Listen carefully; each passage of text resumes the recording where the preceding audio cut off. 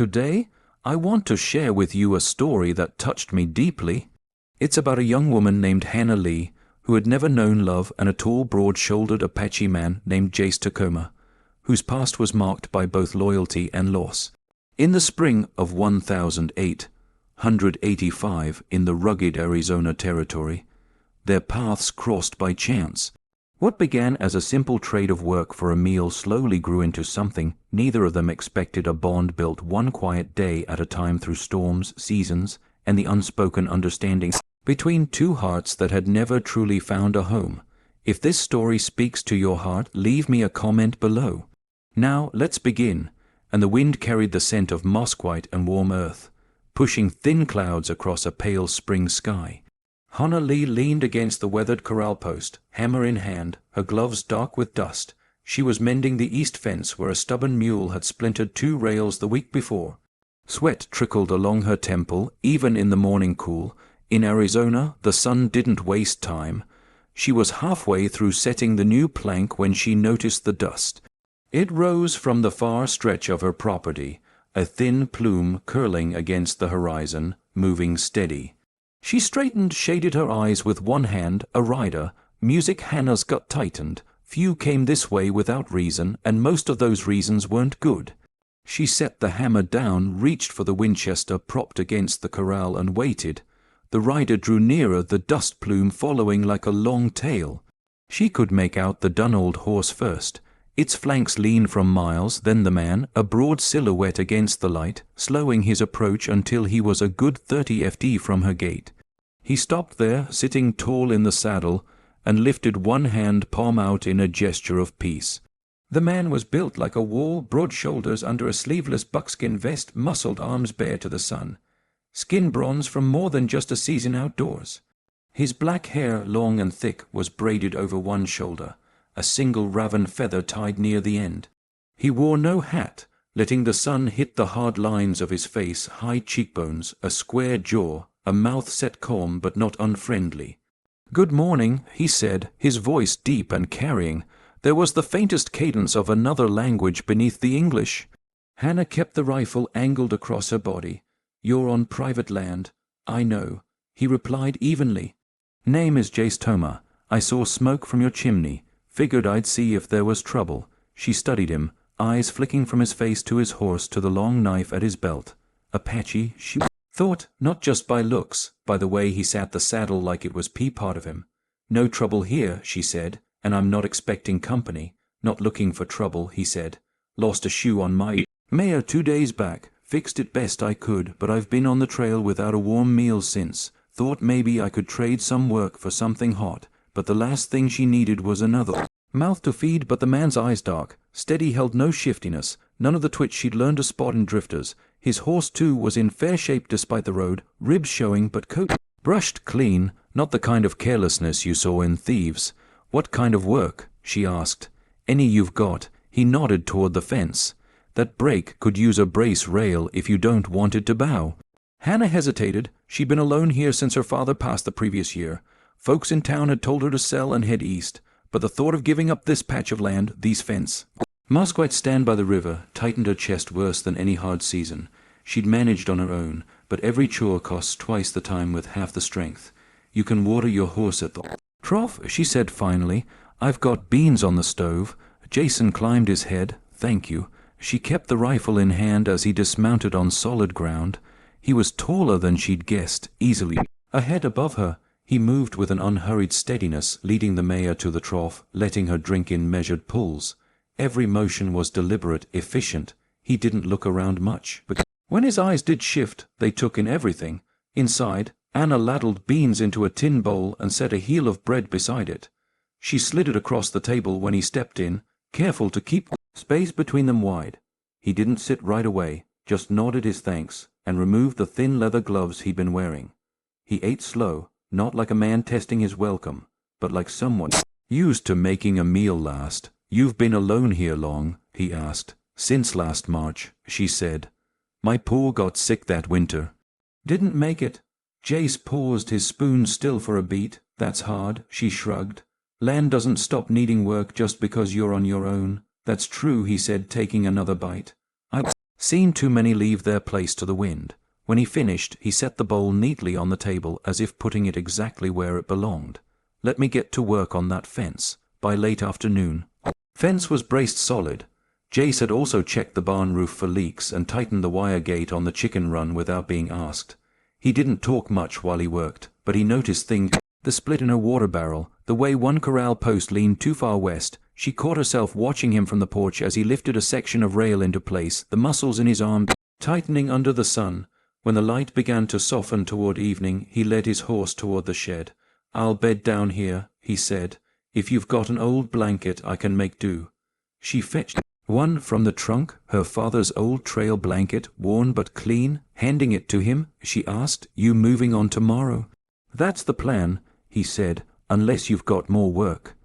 Hannah hesitated.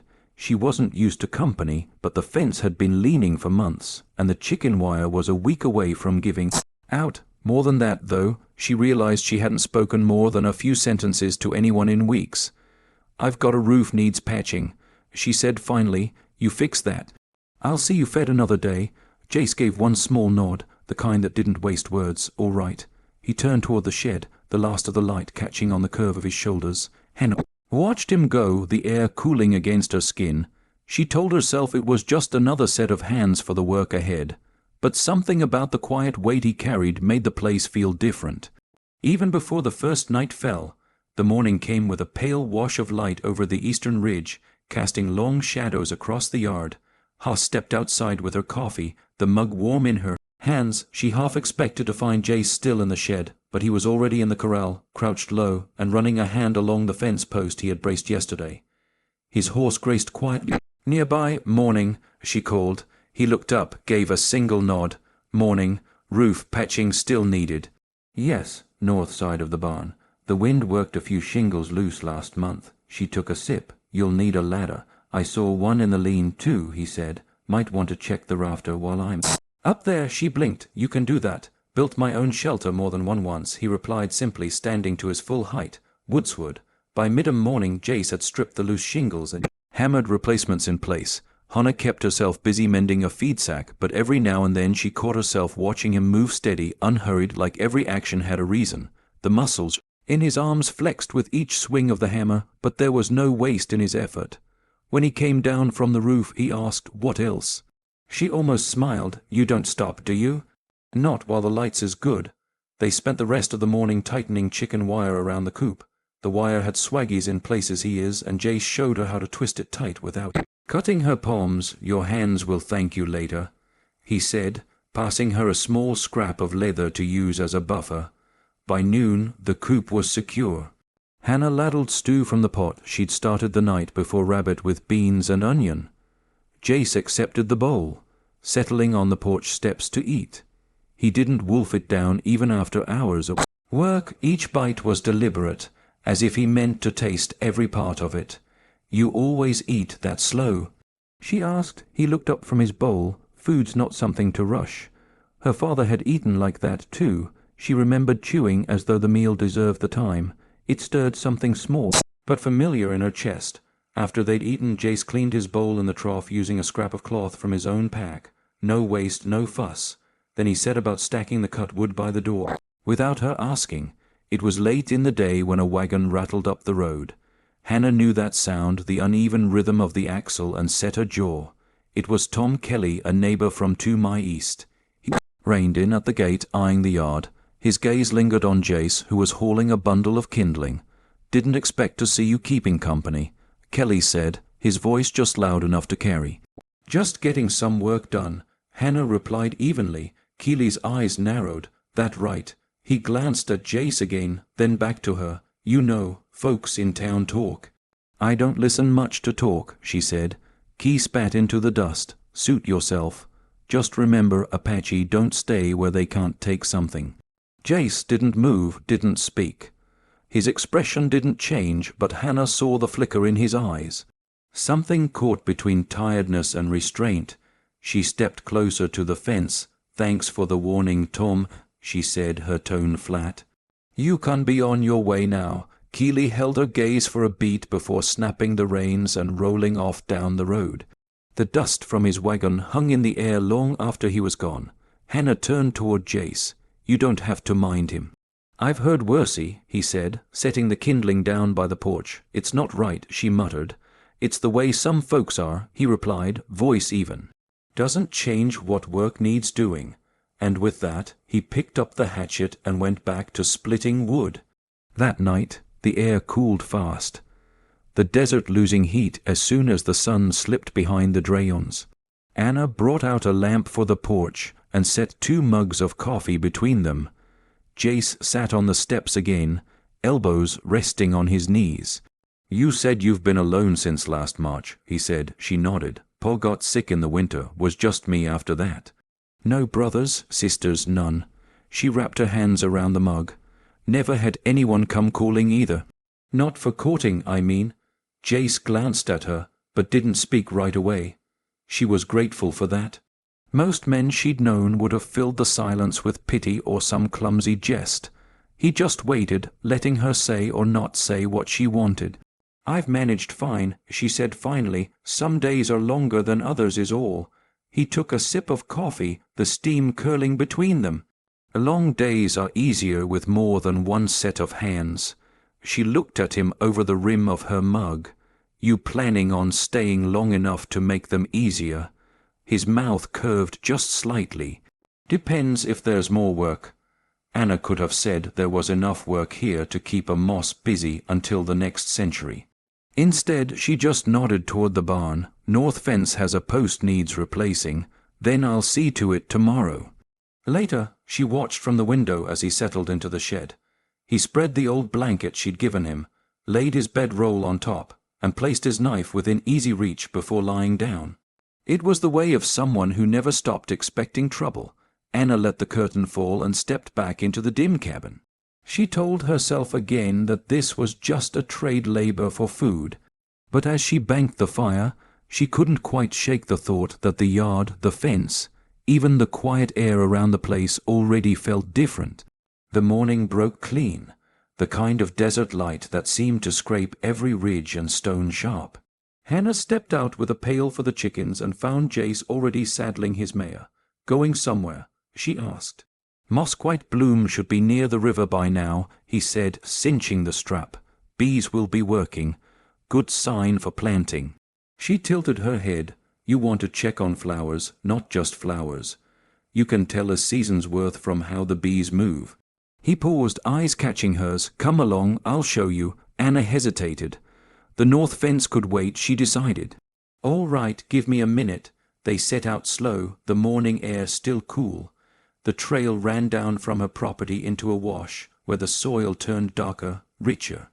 Jace rode ahead, pointing out plants along the way, a patch of wild onions, prickly pear pads with buds at their tips, a narrow stalk of agave, beginning its long climb toward bloom. "You go there," he said, nodding toward a cluster. "Root makes soap if you beat it right. Saved my hide once when water was scarce. Never thought about soap being more than something you buy." She said, "Out here, you think about everything else. Something you find or make." They crossed the San Pedro at a shallow bend, stones slick under the horses' hooves. On the far side, the moss-white trees stood thick and low, their branches hung with pale yellow flowers. The air smelled faintly sweet, carrying the hum of bees. Jace dismounted first, tying his res to a crooked branch. Anna did the same, though her nod earned a quiet chuckle from him. "That's not holding anything," he said, stepping over to ready it. His fingers moved quick, the rope knotting snug without pulling too tight. "There, won't rubber raw." She smiled faintly. "Guess you've tied a few horses, Sears." "A few." He straightened and looked toward the grove. "Come on," and they walked beneath the branches, brushing aside fronds heavy with blossoms. The ground was soft with last year's leaves. Sunlight filtered through in thin streams, catching dust motes in the air. Anna reached up, letting the flowers brush her fingertips. "Pretty," she said. Jace plucked a small cluster from a low branch, careful not to break more than needed. He handed it to her. She pressed the petals to her cheek. "Feels like spring is apologizing for the winter." He gave her a long look. "You always talk like that." "Like what?" "Like you see more than what's in front of you." She shrugged, suddenly aware of how close they stood. "Maybe I just learned to look harder." For a moment neither spoke. Then Hannah drew a breath, the kind you take before stepping into water. I've never been kissed." The words came out softer than she expected, but they seemed to hang in the warm air all the same. Jace's eyes held her steady as stone. He didn't step forward, didn't reach out. "Let's start slow," he said, his voice low, certain. She felt her pulse in her ears. "I wouldn't know how. You don't have to know anything." His gaze didn't waver. "I'm not here to rush you." They stood there, the hum of beasts weaving around them, the smell of moss quite heavy in the air. Anna felt the tightness in her shoulders ease just a little, as though something long-wound had finally loosened. After a while they sat beneath one of the larger trees, their backs against the same trunk but a hand span apart. Jace spoke about how his people used mosquite, grinding the pods into meal, boiling the bark for medicine. He told her about gathering in the early mornings with his grandfather, listening to the old man talk about the river before there were fences. "Do you miss it?" she asked, "every day?" He said, "But missing doesn't change what's gone. You carry what you can, leave the rest behind."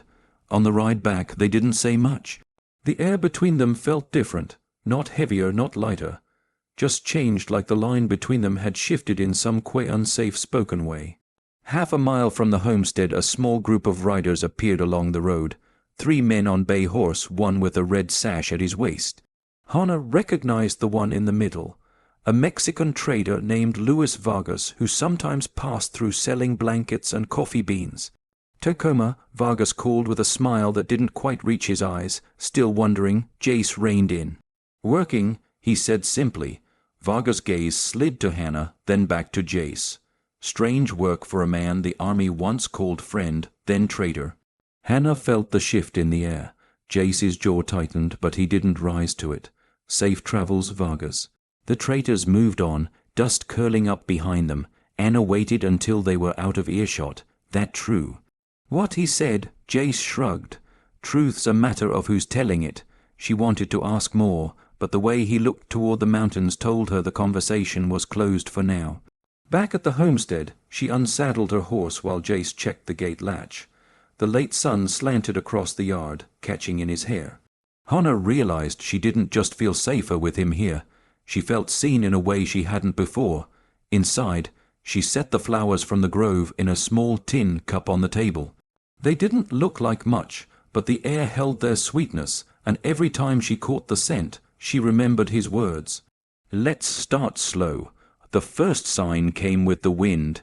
It was mid-afternoon, the light still bright when a hot gust rolled in from the south, whipping grit across the yard and rattling the barn doors.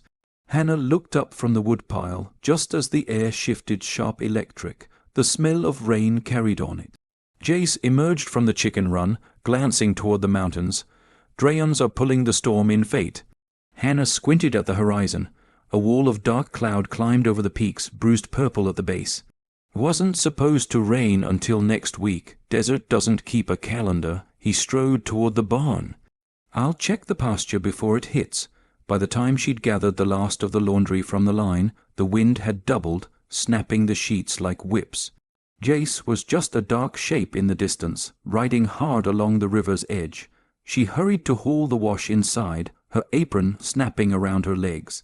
Thunder cracked overhead, so close it made her teeth ring. Moments later, Jace appeared at the gate, swinging down from the saddle in one motion.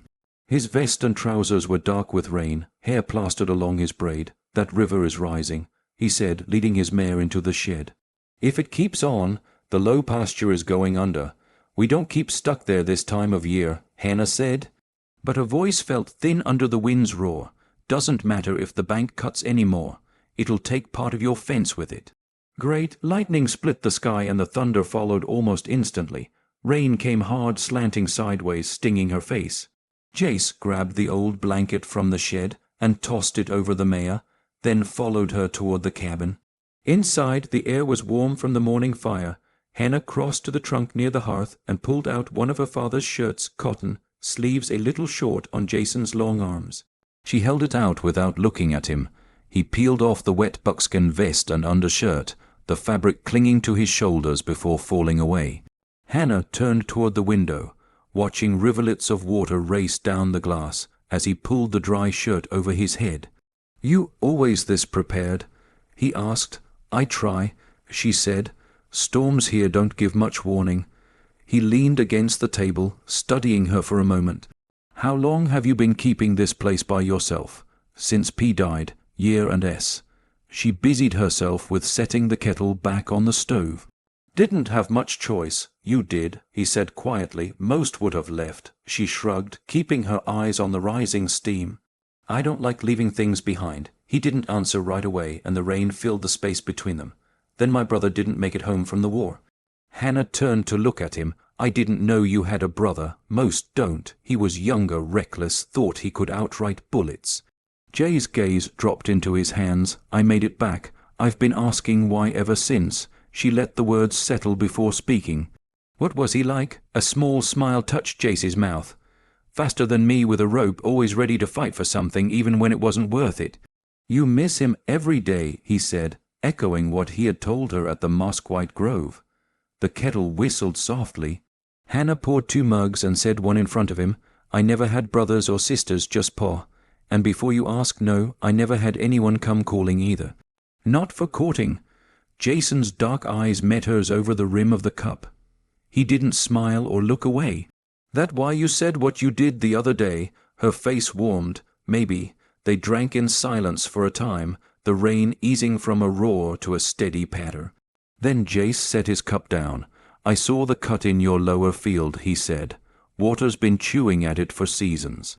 "I know," she said. "Haven't had the time to deal with it. If it gets worse, you'll lose more than fence." He leaned forward, elbows on his knees. "When I see something that could wash away, I try to anchor it." Hannah considered that.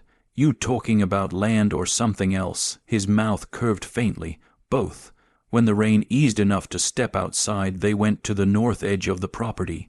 The wash there was running fast, water the color of rust. Together they marked where a trench could redirect the flow away from the fence line. "Best to start while the ground's soft," Jay said, setting his boot into the mud. "You always work in the rain, only when it matters." For the next hour they dug side by side. The soil was heavy and wet, clinging to their boots, but the trench took shape under the steady rhythm of shovels. Hannah's arms etched, but she didn't stop. She noticed the way Jace matched his pace to hers, never rushing ahead. By the time they returned to the cabin, the clouds had begun to break apart, thin light spilling across the wet yard. Inside, the fire's heat felt twice as good. Hannah hung a damp sweater by the hearth and sank into the chair across from him. "You're not what I expected," she said. He raised an eyebrow, and what was that? "I'm not sure, but it wasn't this." She gestured to the patched roof, the tightened coop wire, the fresh trench outside. "Most men who pass through just want a place to rest." "I'm not most men," he said simply. Hannah met his gaze for a long moment. "No, you're not." The silence that followed wasn't awkward. It was full, like the air after rain, quiet, but alive with something waiting. The days after the storm came bright and warm, the air smelling of wet earth and blooming cactus. Hannah worked the back plot with her hoe, turning damp soil for planting. Jace was mending a broken hinge on the shed door when the sound of distant hoof-beats reached them. A lone rider approached a boy from town, barely out of his teens. He tipped his hat to Hannah and handed her a folded paper. "From Mrs. Weller," he said. "She's organizing the spring dance." Hannah unfolded the paper. The schoolhouse in Benson would be cleared for music and supper 2 Saturdays from now.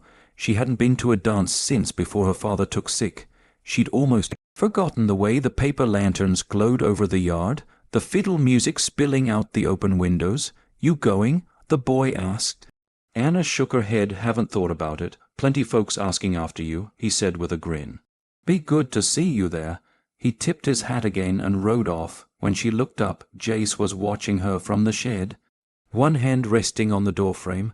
"What's a spring dance? Music, food, half the town comes out. You like them?" "I used to," she admitted before. He didn't press that night over coffee.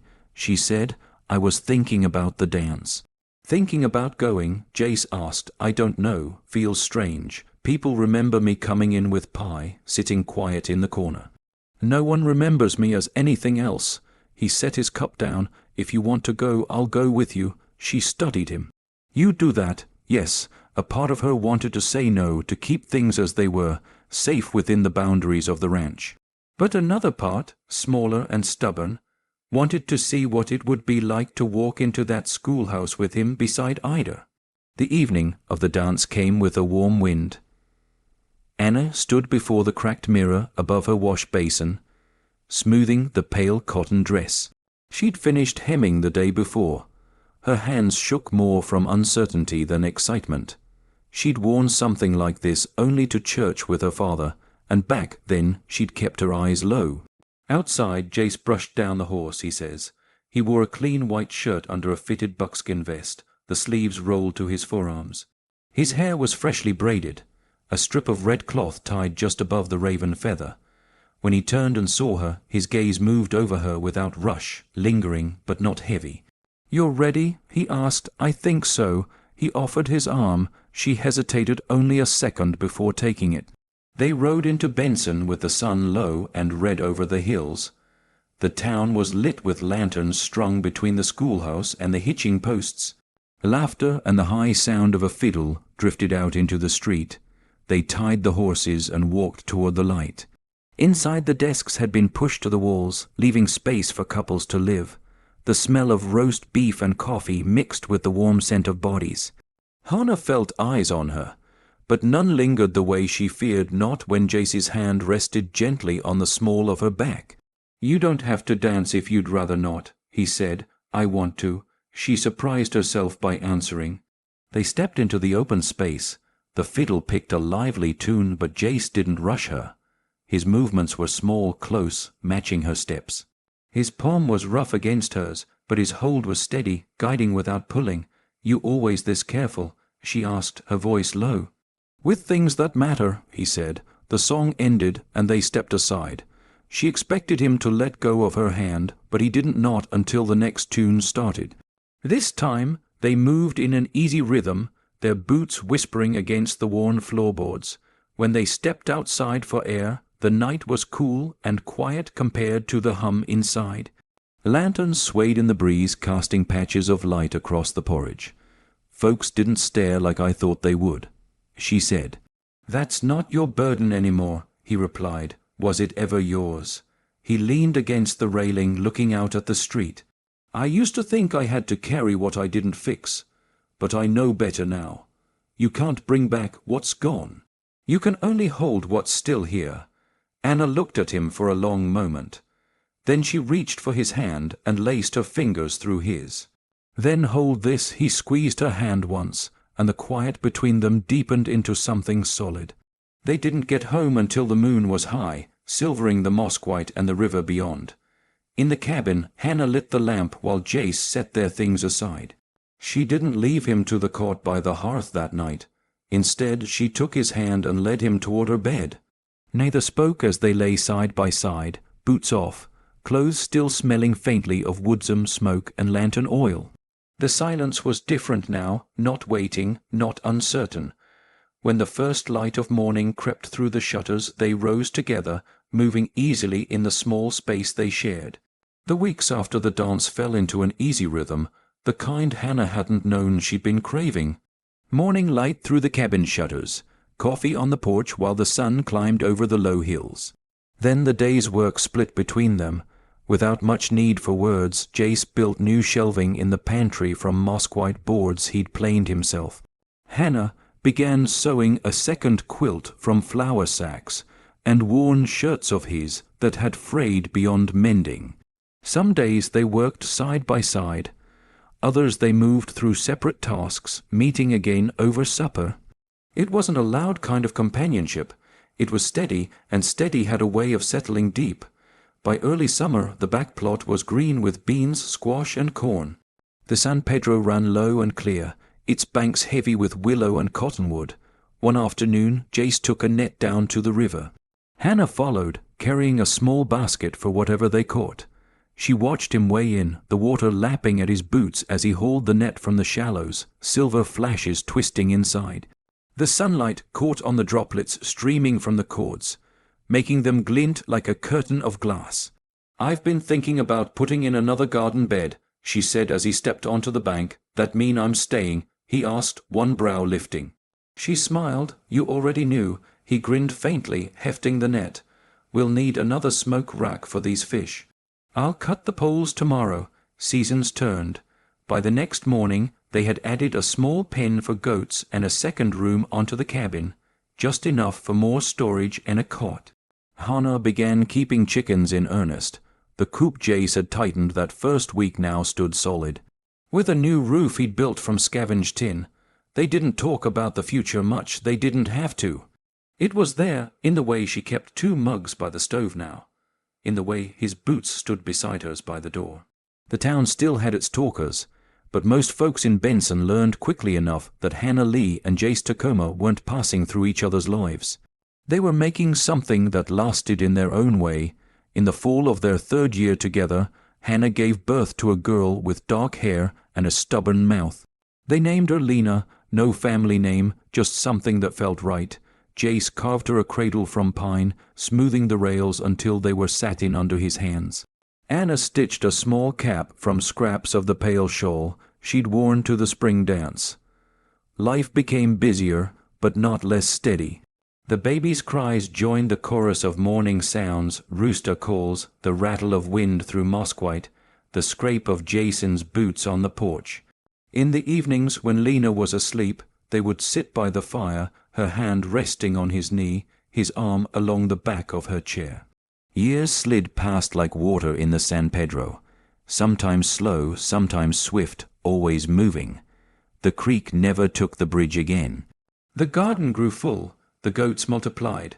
The mosquite grove still bloomed each spring, and every year Jace brought Hannah a small cluster of flowers, careful not to break more than needed. They didn't mark anniversaries with fanfare. They measured time by the work they'd done, the storms weathered, the mornings shared, by how often one of them would glance up and find the other already looking. One autumn evening, with the first chill creeping into the air, Anna sat on the porch with Lena asleep in her arms. The sky above was a soft wash of lavender, stars beginning to show at the edges. Jace came up from the pasture, his shirt damp from the last of the day's work. He sat beside her, close enough that their shoulders touched. For a long moment they just watched the light fade. "You still glad you stayed?" she asked quietly. He turned his head toward her, eyes unsteady, as they'd been the day she first saw him through the dust. "Every sunrise," he said. Anna smiled, leaning her head against his shoulder. The night settled around them, the steady rhythm of his breathing matching her own. They stayed that way until the stars were thick overhead, the baby warm between them, the land quiet in its rest. And in the deep, unhurried stillness, Anna knew that what they'd built wasn't something that could wash away. It was anchored by work, by trust, and by the slow crossing they'd made together from strangers to something far more certain. Thank you for listening all the way to the end of this story. I'm truly glad you stayed with me. Your support means so much. Please consider giving this video a like and subscribing to the channel so I can keep bringing you more heartfelt stories like this.